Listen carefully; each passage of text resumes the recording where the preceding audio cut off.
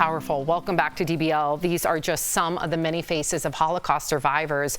John Pregulman has made it his mission to photograph as many Holocaust survivors as possible, and behind each picture, there is a story to be told. To share some of those stories, we are joined by John himself. Thank you so much for being here, John. Thank you for having me. And for bringing these stories to light. Absolutely. As a Jew, I know all too well that bear witness is the name of what we say about the Holocaust so that we don't ever forget, so it doesn't happen again. So thank you for this. Yeah. What do you think about how you started? Personally, why did you do this? And how many Holocaust survivors have you photographed so far? Okay. Which question do you want me to start with first? How did you start? I've been taking photos of survivors for about 10 years. A friend of mine from high school called me about 10 years ago. He was the new director of the Holocaust Museum in Skokie. Wow. And he asked me to come take some photos of survivors. I had been a professional photographer in my 20s, so he thought maybe I could help him out. I didn't really know what to expect when I went up there. I figured we'd just take 5 or 6 pictures and that would be it.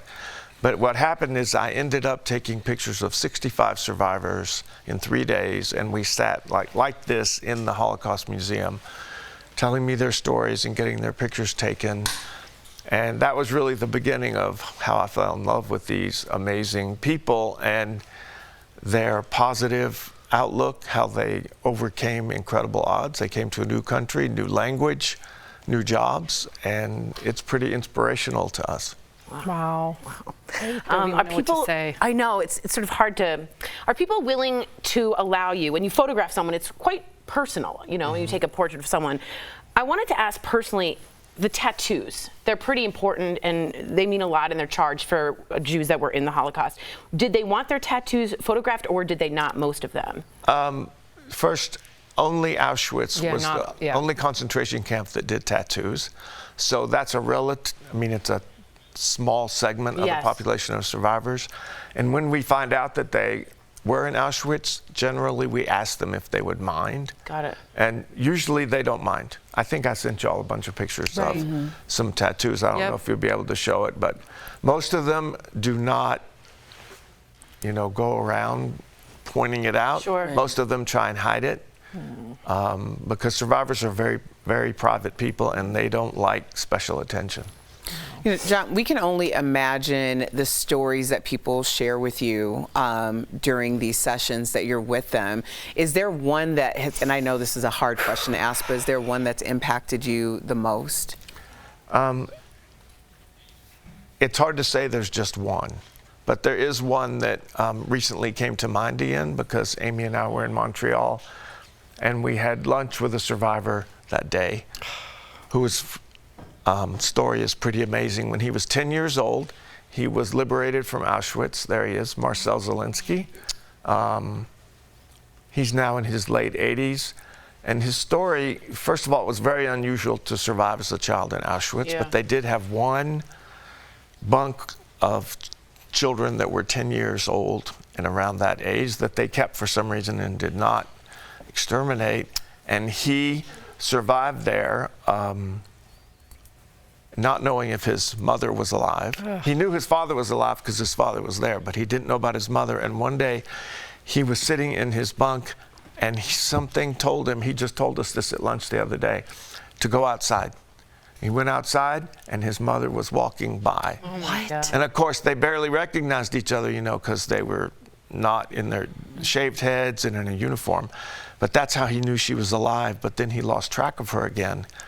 And when he was liberated, he was in Auschwitz, which is about 60 miles from Krakow, which is where he was born. So he walked as a 10-year-old by himself to Krakow to look for his mother. He did not find her right away and was in an orphanage for a while. And then she found him in the orphanage like a year later.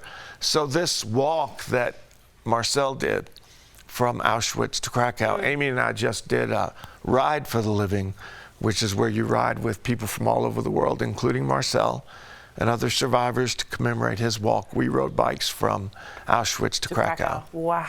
Wow. So that's just one. I mean, we could tell stories all day. Well, okay. So that's just one. Obviously, there's more. As far as photographing someone, has there been an image alone that has become your favorite photograph? That one's easy. Really? Because this is so we photographed 1,249 survivors so far, all over the world, but only one has this story that we've heard.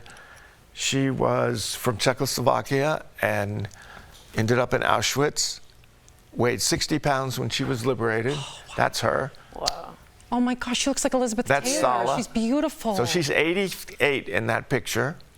Wow. And that's what she looked like when she came to take her picture that day at the museum. She was one of the first ones. And I said, wow, you're really dressed up today. She said, well, I'm kind of famous. So, why are you famous? She said, I was one of Hugh Hefner's first Playboy bunnies in Chicago. Wait, what chutzpah, huh? That's chutzpah. I love her. So she came to the United States, made her way to Chicago, applied for the job, and got it. Wow. How about that? And you can tell she looks like, right. You know. Oh yeah, you can tell. She looks like a star. Confidence is there. Definitely glamorous. You guys have to all stay with us because when we come back, we will have John's wife, Amy. She'll be joining the conversation to tell us about the struggles Holocaust survivors face and how she and John are helping today. Welcome back. We just spoke with John Pregulman, who is photographing as many Holocaust survivors as possible. And now we are joined by his exceptional, I just saw the love between the two of you in the break. I wish everybody could have seen it, the support. His wife, Amy, Israel Pregulman, to tell us all about the challenges that the Holocaust survivors today are still facing. So Amy, the population of survivors, and this is incredible to me, still struggle specifically with poverty. Talk to me about that and just tell me more about this issue. Sure. So the issue, we started looking at the issue, we went all the way back to the year 2000. And in 2000, there were a larger population, but about 1/3 of the Holocaust survivors living in the U.S. are at risk or live in poverty. Wow. And what we found is when we started doing our due diligence was that has not changed. So even though we have lost a great number of survivors, when we started, the numbers were about 100,000, and back in 2019, we were at about 80,000 in the U.S., but the 1/3 doesn't change. It remains constant. And we know, because of COVID and age, that number has dropped considerably. Wow. And we see that we see that number of 1/3 kind of maintaining for a period of time. Wow. And John, you saw this struggle firsthand through a survivor in Florida, so can you tell us about her? Yeah, it was early on in 2015, actually before KAVOD was created. Usually when I take photos of the elderly ladies, they like to feed me afterwards. Especially Jews. And this lady took me into her kitchen, and really, when she opened the refrigerator, there was not much there. Certainly not much to live on. And I said, you know, what happened to your food? How are you eating? She said, well, my air conditioner broke this month, and since I live in Florida, I decided that I would use my grocery money to fix it because I'm used to being hungry. Wow. And I'll just wait till my check comes next month to buy groceries. And when I told Amy KAVOD had not been created, we decided that we had to look into this and see, is this really true? And so that's when we found out. That was the catalyst. That was the catalyst. I'm used to being hungry. But the fact that you took that bit of information and actually took action, that's the rarity, because we can all talk about it, right? But so I wanted to share a photo of Helen Sandler, my bubby. She's 99, she's a Holocaust survivor. Wow. I would love to put you in touch with her because she's the sole survivor. She escaped at 16. Left her family, still deals with a lot of shame and guilt, never got to see her family again. Wonders, could I have convinced them to come with me? What would I have done if I would have stayed with them? And then while she was fleeing for quite some time through Poland to Russia, all the way to Israel and then to Canada, she became pregnant with my husband's mom, Frida. So her story is quite harrowing. She's tough as nails, and she's positive. And you said that earlier. Like, to me, given the trauma that she has endured, she's still positive and she's still so full of love. That's a miracle in my eyes. I just wanted to share that, and we're going to connect you two at some point. That'd be great. Beside the action of starting your foundation and everything that you guys are doing, what else have you seen that you felt like we need to help? Aside from the poverty, has it been mental health issues? What has it been?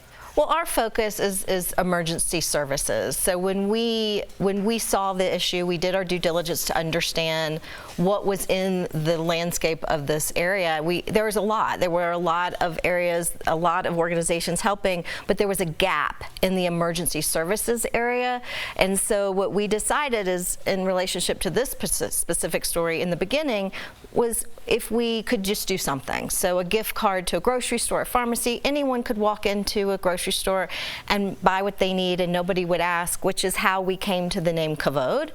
And that's how we chose that name. And that means Hebrew for? So KAVOD means honor, dignity, and respect. And it is the keystone, it's the central piece of the work we do, is that no matter what we're doing, that we're always thinking about what is the most dignified way to support these people. Unbelievable. Wow. What an honor to have you two here. John and Amy, thank you for recognizing Holocaust survivors, for helping them. And to our viewers, speaking of KAVOD, here's how you can help. Here's how you can learn more about KAVOD. Make a donation. Visit KAVODinsuringdignity.com. We'll be right back. Thank you so much. Thank you.